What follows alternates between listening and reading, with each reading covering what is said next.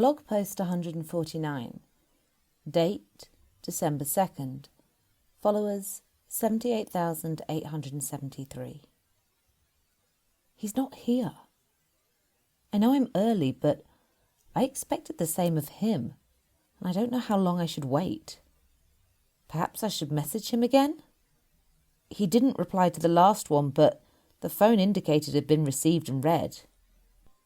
Maybe I'll give it another 10 minutes, then text him again and remind him of the location. Then again, maybe he's just gone. Blog post 150. Date August 1st. Followers 83,885. It's been 8 months since my last post. Jesus, I can't believe I just wrote that. 8 months. How can that be when it still feels like yesterday? When I can still hear their voices and their laughter so clearly in my head. I can still smell their scent. How did it happen? Most days, I think it would have been easier if roads had killed me too. Easier for me, at least. But that's not the way the story went. Blog post 151. Date August 24th. Followers 88,851. I'm sorry for the hiatus, although I think you must be used to me disappearing for weeks on end by now, right? I apologise for what you perhaps thought it meant. I know a lot of you believed I'd gone, that Rhodes had killed me like he'd threatened to. I know you want answers, and you deserve them after all I've put you through for the last, nearly 9 months. I read all your messages of concern, and I wanted to reply. I truly did, but each time I sat at the computer, my fingers would hover over the keyboard and my mind would go blank. Maybe that isn't entirely true. Maybe I did know what to write. I just didn't want to face doing it. But people always say that facing your past is the key to moving on. And I do have a future, even though they lost theirs for me. Blog post 152. Date August 27th. Followers 888,065. Morning all. I'm sorry about the last couple of posts, but they actually helped me get my head into a better place, where I can start telling you what happened. Though I suspect it will still take a fair bit of time to relive it all. It's sunny outside, and birdsong is filling the air. If I was to open the window, I'm sure there would be blinding sun and a perfect blue sky to remind me that life is worth living. But I'm not going to do that. I'm going to tell you what happened. I should warn you, though, that some parts I only know from what others have told me. Still, that doesn't change the ending. When you last heard from me properly, I was in the club ready to meet Rhodes. Kalina had fled upon hearing the hunter was after her. Mum and Glenn were entirely ignorant of what was going on, and Finn was pacing up and down my bedroom watching over Noah and panicking about what I was about to do, which was to try to reason with a vampire hunter.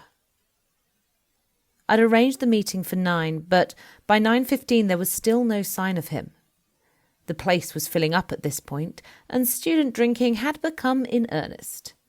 In fact, there'd already been a couple of incidents requiring a bouncer's intervention. To say I was nervous was an understatement. Could hunters detect lies like we could? I wondered. It was doubtful, given that an increased heart rate and sweat secretion were the tells, but I was still worried. At 9:30, just when I was about to send you another post, he came into view. It's fair to say he looked very out of place, with his bedraggled hair and long trench coat, which my eyes went to straight away. I'd assumed he wouldn't be allowed in wearing it. And yet there he was. I could only hope that there was no stash of weapons hidden beneath it this time. I'd specifically chosen a spot at the bar where it was easy to see everyone and yet be unseen.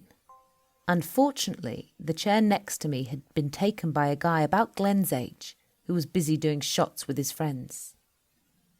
"Excuse me," I said, placing a hand on his shoulder and offering him my best smile. "Any chance my friend could have this seat? I haven't seen him for ages." When my words were ignored, I cleared my throat and tried again. "Sorry, Yeah, I heard you the first time, love," he said. "This ain't a fucking restaurant. Find somewhere else to go." His friends laughed, but I was less than impressed and was debating making him move, but didn't get that far, because Rhodes appeared beside us. It might have been a trick of the light, or perhaps it was down to his witchy ancestry, or it could have been the fact that I'd not known what I was facing the first time I saw him. But I swear he looked a good foot taller than when he'd accosted me in the park. He towered over everyone, his black eyes glowing with such ferocity I thought about bolting then and there. But his focus wasn't on me. "She said, 'Move,'" he growled. This time there were no smart comebacks. Their previous swagger vanished quicker than their shots had as the group scurried off towards the dance floor, pretending that had always been their intention. Rhodes slipped onto the vacant stool. "Impressive," I said, noticing how the bar staff's eyes were now trained on us. "Not exactly subtle, though, if we're aiming to keep a low profile." "I thought you wanted to be visible, to have the reassurance of people watching us." Then, without waiting for me to reply, he got straight to the point. "What do you have for me?" Filling my lungs with the deepest breath I could manage, I offered him the truth. "Nothing. I have nothing, yet." His growl was low enough to reverberate through the chair I was sitting on. "I thought we made a deal." "No. You made demands, and you made no attempt to establish whether I'll be able to meet them or not. You didn't give me enough time. You know what Kalina's like. Here one week, gone the next, without any warning. And I suppose this just happens to be one of the weeks she's away. How convenient." Not for the first time, I was grateful for my lack of working adrenal glands, because I would have been sweating buckets by then. For a split second, I considered telling him the whole truth. How I'd gone against his instructions and told Kalina about him. But I didn't. I needed Rhodes to trust me, to believe I was firmly on his side. It was the only way my family stood any chance of surviving. "I don't happen to find it convenient," I said, with far more bravado than I felt. "Trust me, I want this thing over and done with as quickly as possible. She's brought nothing but destruction to my life and the people I love." "Bourbon," he said, waving at the barman before turning back to me. "So this sudden trip she had to go on had nothing to do with the two of you meeting at your house yesterday, then?" "She came around unannounced because that's what she does." "Is that so? You were chatting for a fair time. What on earth could you have found to talk about?" He picked up the drink the barman had placed in front of him and handed him a note, all without breaking eye contact with me.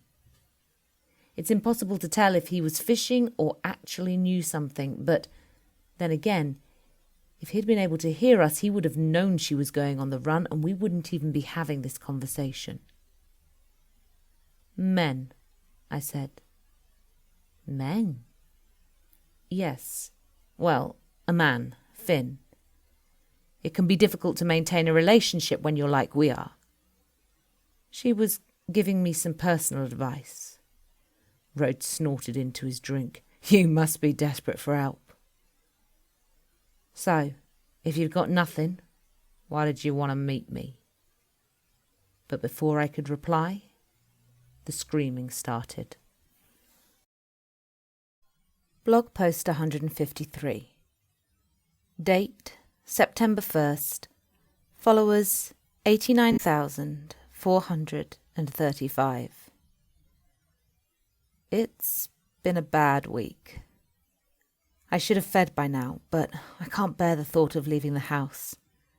Glenn's worried I'm going to slip back into the state I was in most of the year. But I'm not. I'm better than I was. Unfortunately, better doesn't mean good, and the last couple of days have been hard. Anyway, I thought I'd try writing to you guys again. Maybe it'll help me find my appetite. Then again, maybe reliving it all will be what finally pushes me over the edge. There's no way of knowing. It only took a moment to discover where the screaming was coming from. There, behind the DJ booth, yellow flames were licking the ceiling. A moment later, a fire alarm began blaring out and a sprinkler system hissed into life above us. As people hurried for the exits and the dance floor cleared, a lone figure was left standing there, knife in hand, eyes fixed on Rhodes. You took my family once, Kalina said, her eyes full of menace. You won't do it again. Disbelief struck me hard. She'd returned. Kalina, who did nothing for anybody but herself, whose life I was about to trade for my own, had come back. It didn't seem fathomable that she would do this for me, but she had. And I would have hugged her if she hadn't been flying through the air with a weapon aimed at Rhodes's chest. Everything froze, and for a split second I thought that was it. I thought it was over. But the knife just glanced off Rhodes's chest and clattered to the ground. A vicious smile twisted on his face. Beneath the tear in his coat, I saw the shine of Kevlar, but only caught a glimpse before his hands closed around my throat. You think you can get the better of me? He hissed. You'll pay for the lives of this with everyone you love. I didn't know. I really didn't know, I gasped. You will suffer.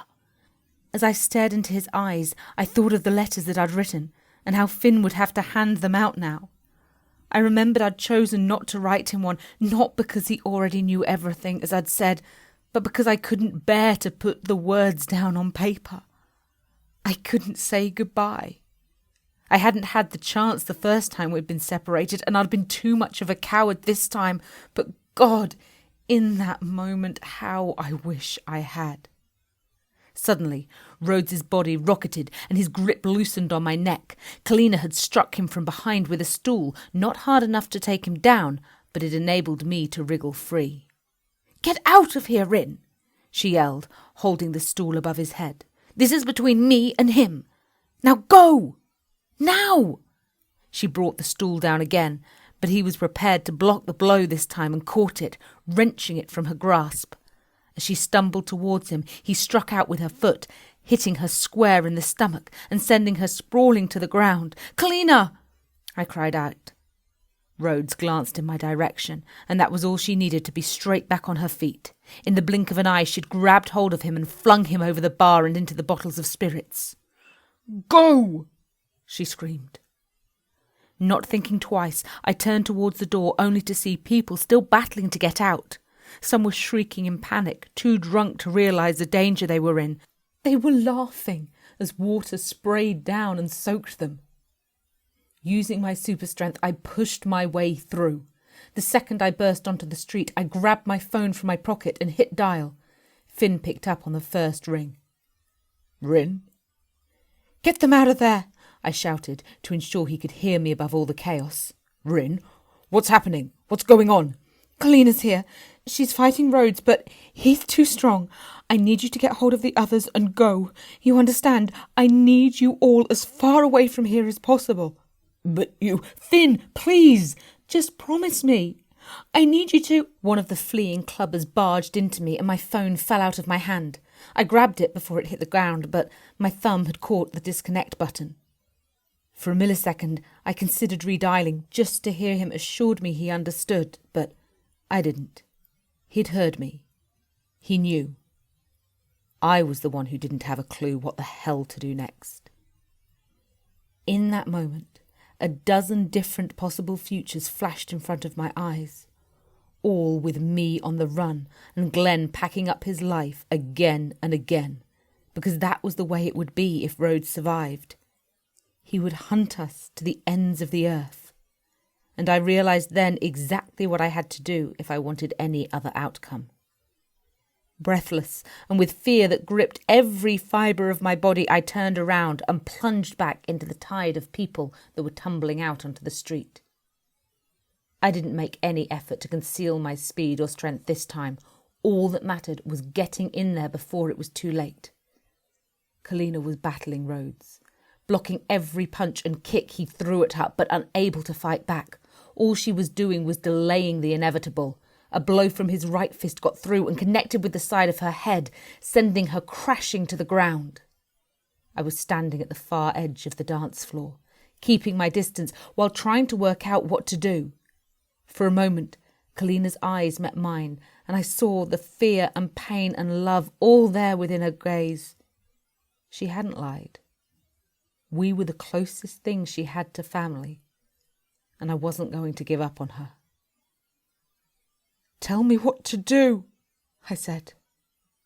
Her reply came in barely a whisper. "Stay alive." Blog post 154.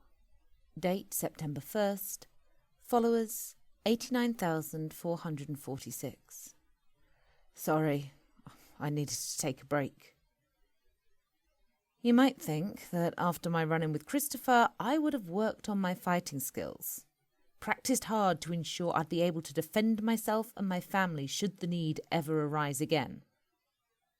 Well, unfortunately, you'd be mistaken. I picked up a table and hurled it at Rhodes, who dodged it with a simple sidestep. "Keep moving!" The manager's panicked voice cut through the mayhem. "Keep moving! We have to get out of here!" He was waving his arms at us now, but we weren't the only stragglers. A hen party, apparently oblivious to the spreading fire, was dancing under the sprinklers like they were at some sort of foam party. "Did you not hear me?" he yelled again, coming over to us. "You need to take whatever this is outside. That's a fire alarm. You need to get out of here." Rhodes's head snapped around to face him. "Sorry, I'm not so good with authority," he said, and hit him in the chest with such force that he flew across the room. When the manager hit the wall and slid to the floor, his heart was no longer beating. Rhodes looked directly at me and snarled before delivering a kick to Kalina's stomach again. Having suddenly become aware of what was happening, the previously oblivious hen party started screaming as they gathered up their things and raced to the doorway. Then it was just the three of us. My hope that Rhodes had arrived without weapons was woefully misguided. With a flick of his wrist, he pulled a stake from inside his coat and a knife from his hip. The blade instantly came spinning my way, missing my shoulder by a hair's breadth as I dodged it.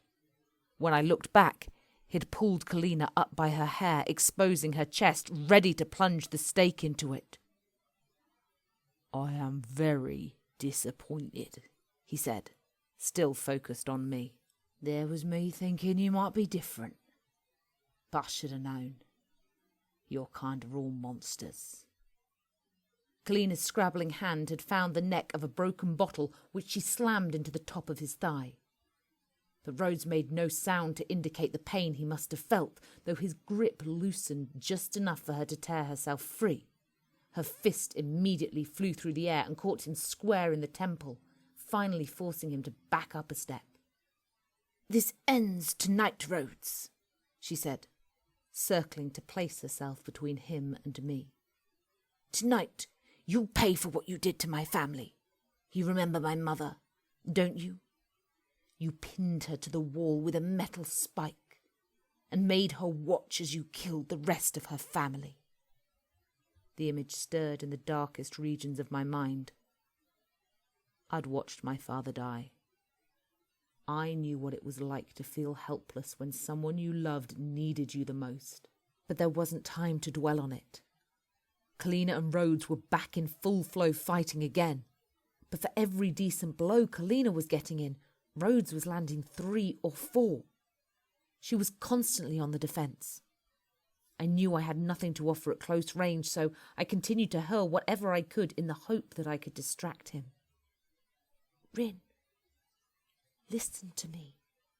Kalina's voice was so quiet it was barely audible above the noise of the water sprinklers and the crackling flames. Yet the fact she could talk at all was a relief.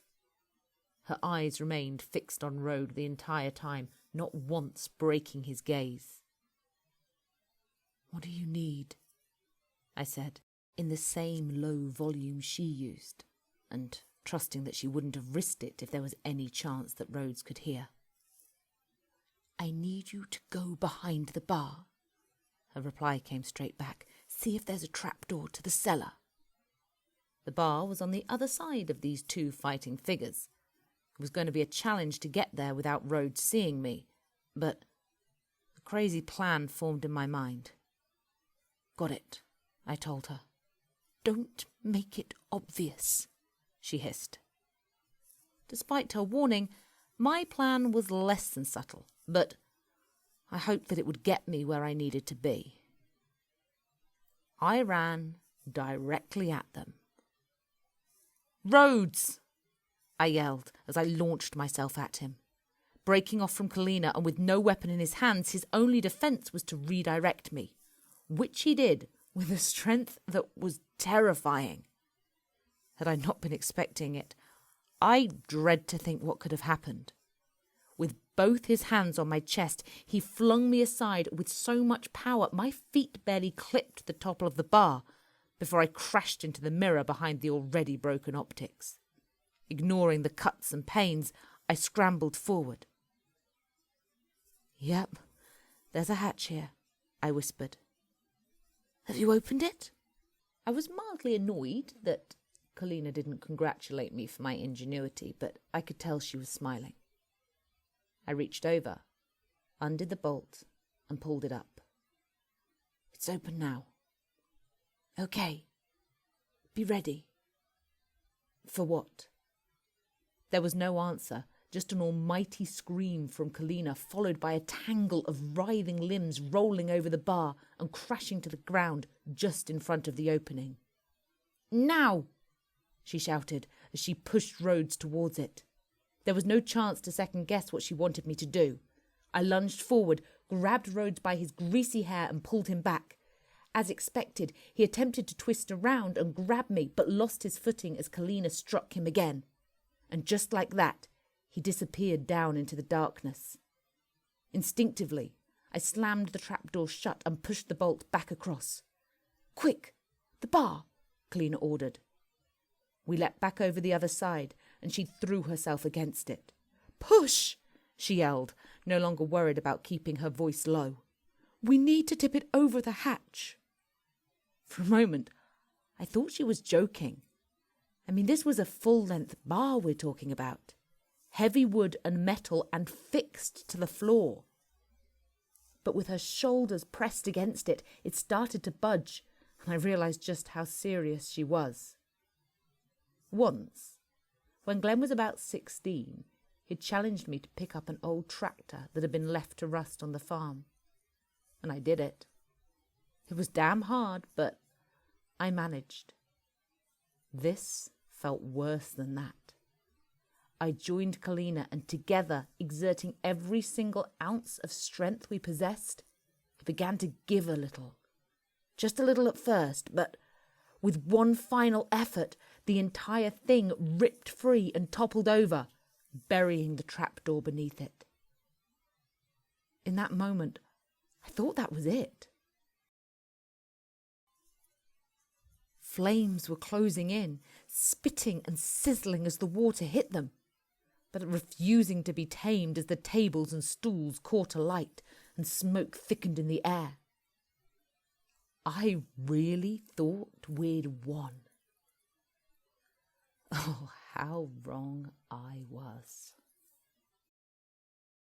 You've been listening to Bloodsucker's blog, Book 3, Lost Souls, written by Ella Stone, narrated by Hannah Lynn, and produced by Papercat Publishing.